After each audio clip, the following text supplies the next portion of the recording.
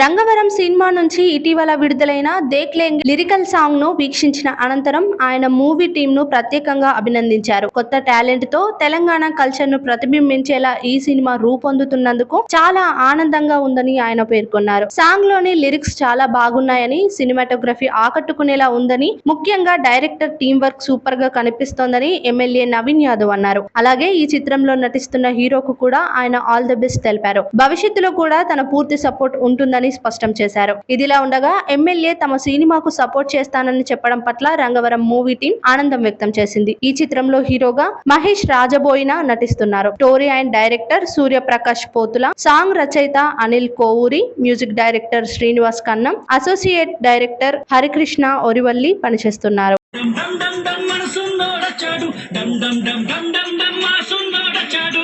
ఎవడొస్తాడురా చూసుకుందామురా దునియానంతా దున్నేద్దాం రారా ఎవడొస్తాడురా చూసుకుందామురా దునియానంతా